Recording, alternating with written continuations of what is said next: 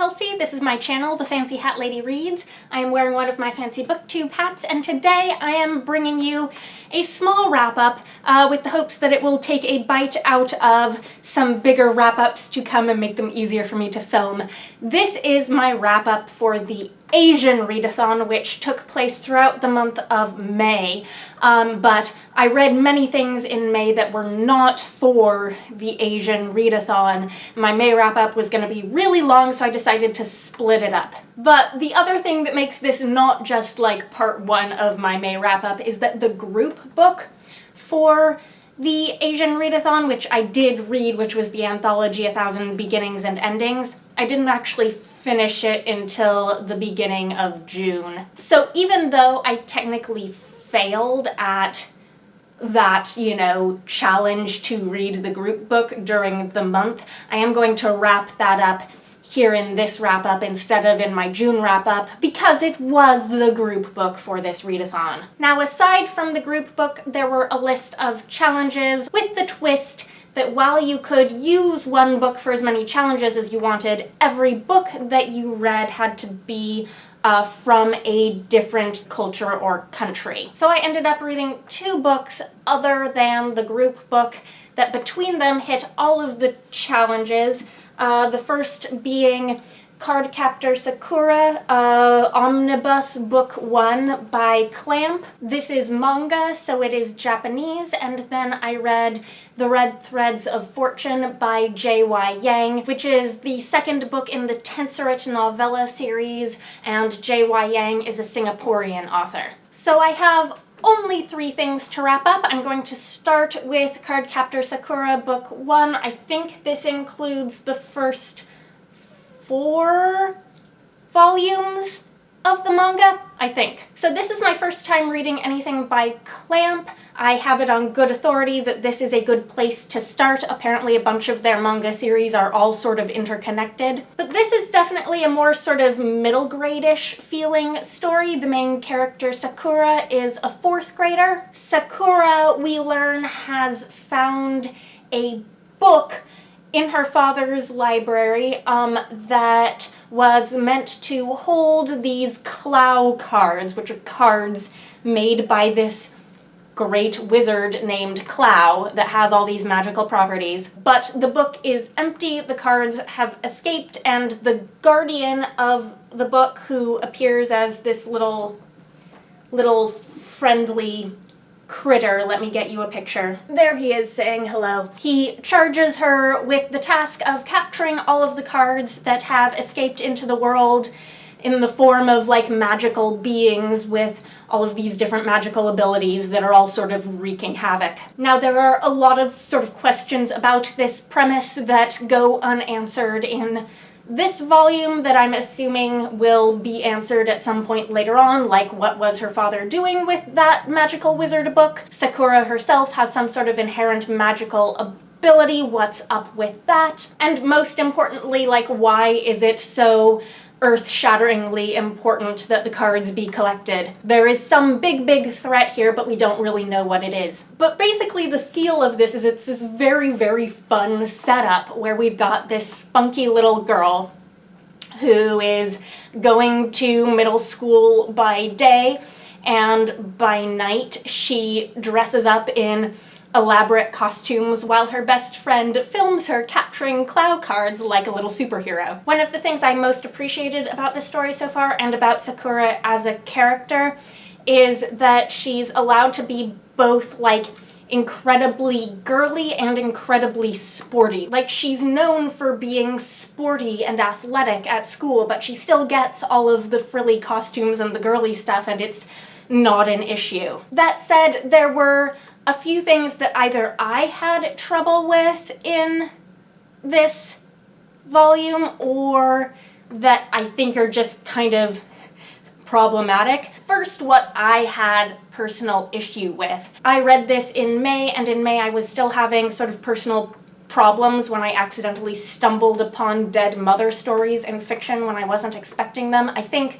July has been the month where that stopped bothering me, but it was still very much the case that, like, dead mothers out of nowhere would put a damper on my day when I read this in May. And Sakura's mother is dead. She and her brother live with her father, and there is part of the way through this whole episode where she, like, thinks she's seeing the ghost of her dead mother, and that part of it was not fun for me. The other thing that I downgraded this points for was some of just the weird stuff with the romance. First of all, I felt like there was just way too much emphasis on romantic interest for a book where the main characters are fourth graders. And I should mention before I go on, it's not all bad with the romance.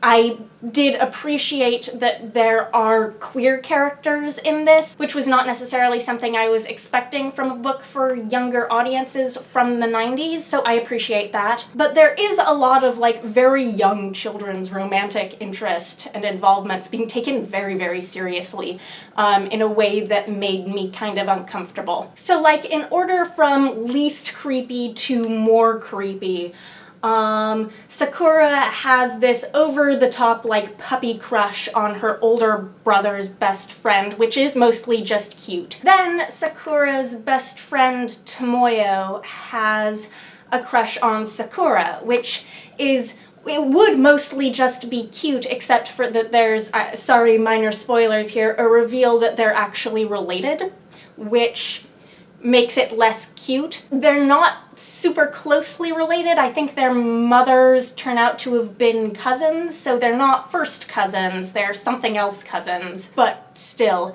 And then there's the backstory with her parents' romance. And the whole issue there is that her father had been one of her mother's school teachers, and that they'd been, like, in a relationship when she was in school, and then they got married when her mother was 16, which is very yikes. And there's this whole issue where Tomoyo's mother is, like, furious at Sakura's father, which seems, like, totally justified given the circumstances, until you realize that the reason that she's angry is not because, like, he married a 16-year-old, but because she died, and she blames him for Sakura's mother's death. And I think that just, like, missed the point a bit in a little bit of an awkward way. And then there's sort of this echo of that storyline. Sorry, this has gotten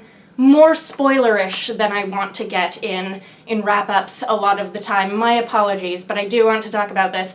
There's this other plot line with one of Sakura's classmates who's, like, rumored to be in a relationship with a much older guy, and it's implied that this guy that she's in a relationship is one of their fourth grade teachers. And I'm very uncomfortable about that. So on the whole, this gave me the sense that it was taking, you know, very young children's romantic attachments way too seriously for their age. I did give this 3 stars. I will be continuing with the series. The art, for me, is just okay. There is a lot of this sort of more action-y stuff in it that I don't enjoy quite as much as other forms of graphic novel and manga art. I tend to enjoy my visual books to be less chaotically action-y as a personal preference. But for the most part, the art was sufficient for me, but not a standout in any particular way. I hope the lighting is good enough that you can see some of that. I held on to this and hadn't returned it to the library yet because I try to hold on to graphic novels so I can show the art in my wrap-ups.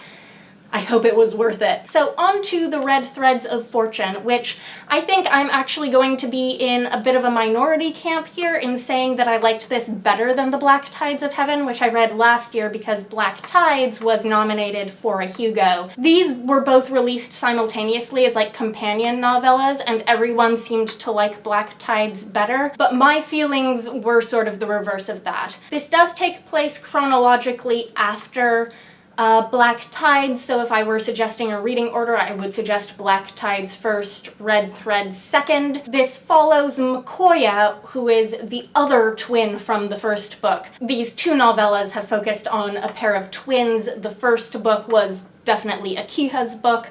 The second book is Makoya's book. And because this takes place after all of the events of Black Tides, which took place over a span of many years, you would get spoilers for events of the Black Tides of Heaven if you read the Red Threads of Fortune first, because those events, at least Makoya's side of events from Black Tides, are all her backstory in Red Threads. I think both of these first two novellas are essentially character studies, but they're very differently structured sorts of character studies.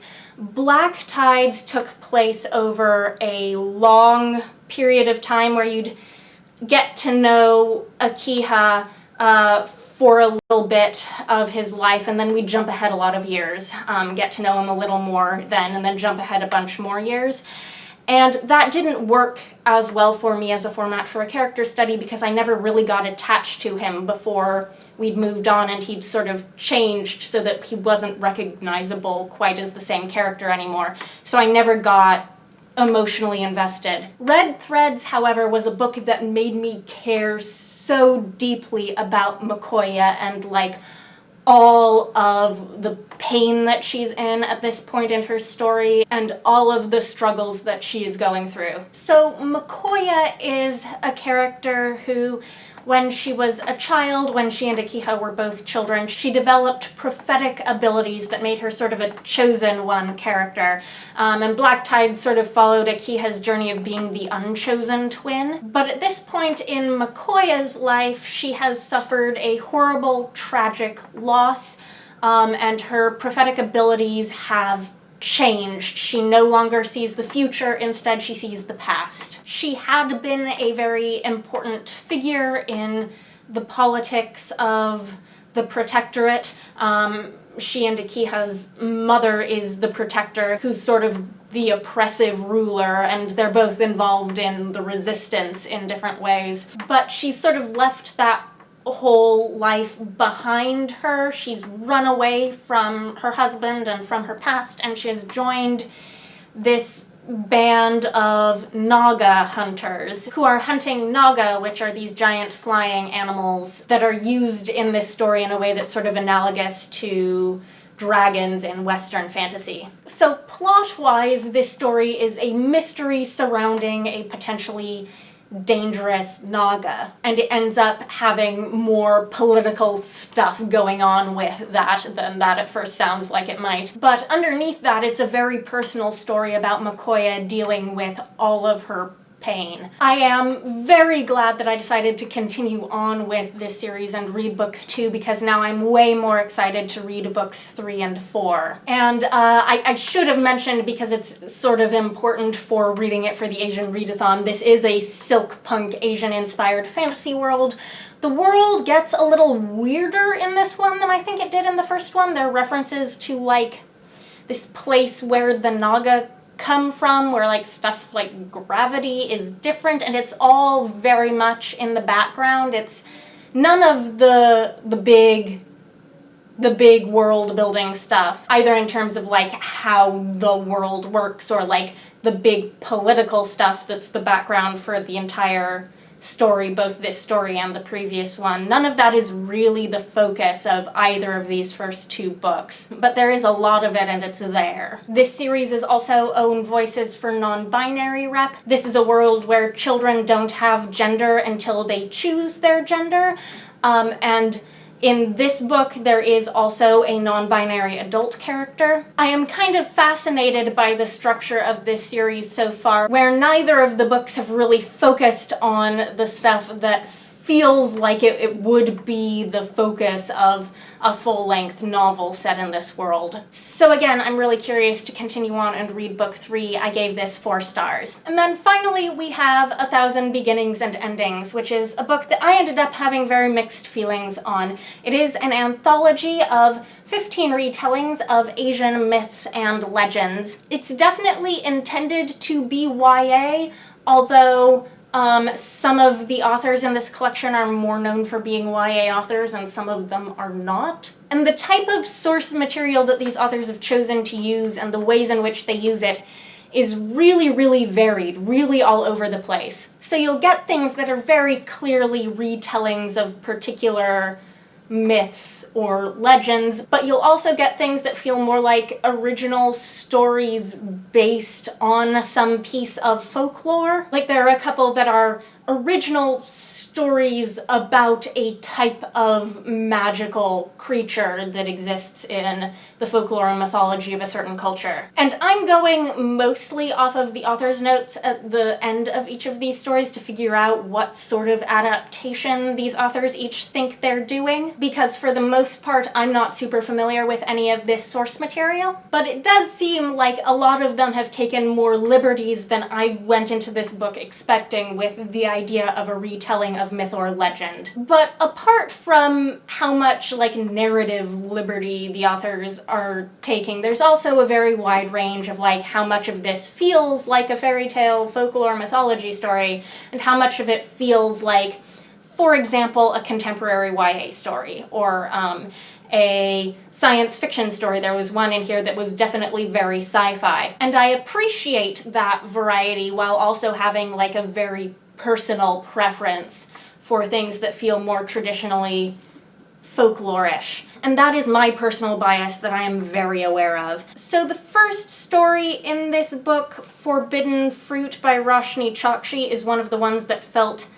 most like a fairy tale story. I have really liked Roshni Chokshi's short fiction in the past. I continue to do so. Interestingly, even though she's really a YA and middle grade author, her short stories that I've read haven't felt particularly YA to me. But this was my favorite story in the collection. It started me off with such high expectations, and then I was gradually more and more disappointed as I read. It's a story based on a legend of a Filipino mountain spirit, and I thought it was great. I don't think I have time to talk about all of the stories in here individually, but part of what made this book hard for me to get through, part of the reason I didn't get through it in time when I thought I would be able to read it by the end of the month, is that in about the first half of the book there were 3 dead mother stories, and it really slowed me down and put a damper on my enthusiasm for the book because, again, personal reasons. The first one of those, however, the second story in the collection, Olivia's Table by Alyssa Wong, I actually really liked that story, which surprised me because Alyssa Wong is an author whose short fiction I haven't loved in the past. Now, she's more of an adult short fiction writer, but this one felt really YA. But this is based on the Chinese tradition of the Hungry Ghost Festival, and it's about a girl who comes to this town to cook for the ghosts for the Hungry Ghost Festival like her mother used to do. And it combines this Chinese tradition with the setting of a Wild West ghost town in a way that ends up sort of highlighting the historical presence of Chinese immigrants in the American West. And then the next Dead Mother story was the very next one, Steel Skin by Laurie M. Lee, which is the sci-fi story that I mentioned. It's based on a folktale called The Woman and the Tiger. And this is one where after reading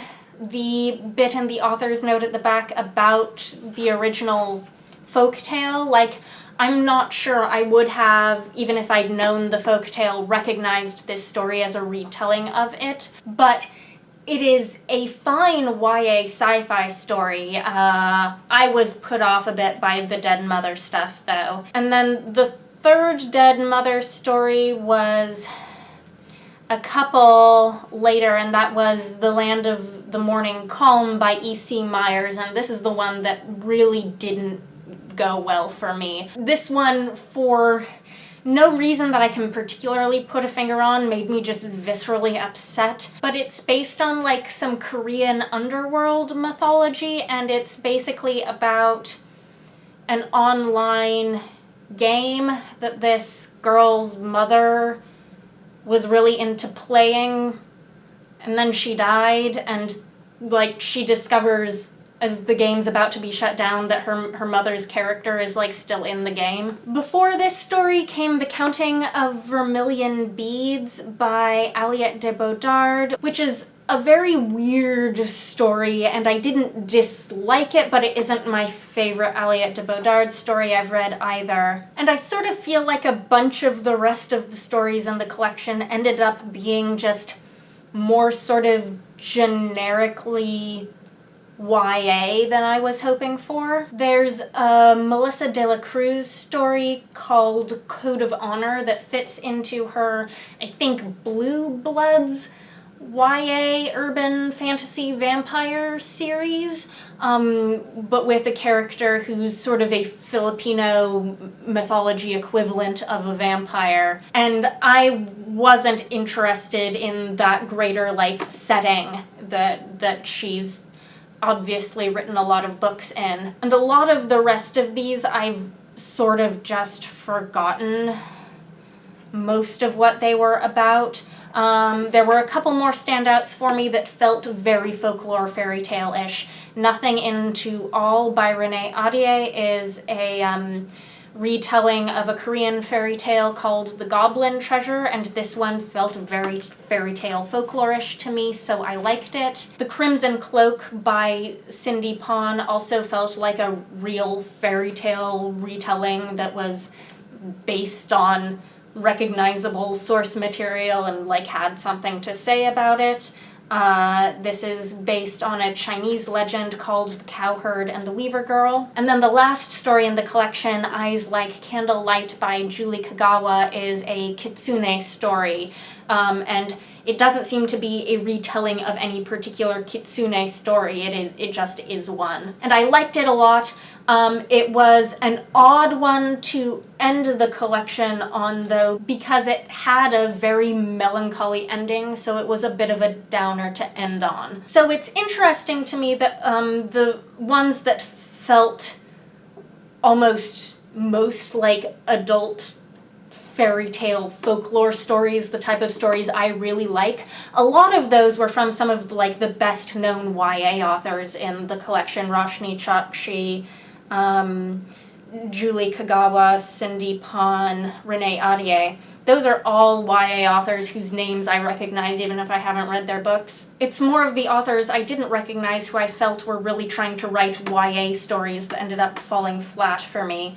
And then, like, Alyssa Wong wrote a YA story that felt like a contemporary young adult story that actually worked for me. So it's an odd mix of authors and an odd mix of what stories these particular authors chose to tell, and it's an odd mix of what worked for me and didn't, and that's my end verdict on 1,000 Beginnings and Endings. I will say, though, that I am not the explicit target audience for this. There is a very clear target audience made clear in the introduction. The authors really explicitly wanted to make a book for mostly Asian American, diaspora Asian teenagers, so that when they went looking for mythology, folklore stuff in their libraries, they would find something that reflected their own cultures and not just stuff based on Greek mythology, etc. So my sort of more detached interest in this as a white adult fairy tale folklore nut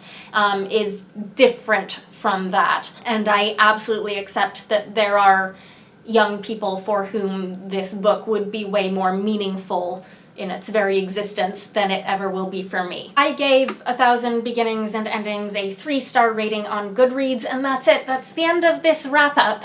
I hope you enjoyed it. Let me know if you've read any of these books, or if you're interested in them, let me know what you think. Anyhow, I hope you're having a nice day. That is all. Bye for now.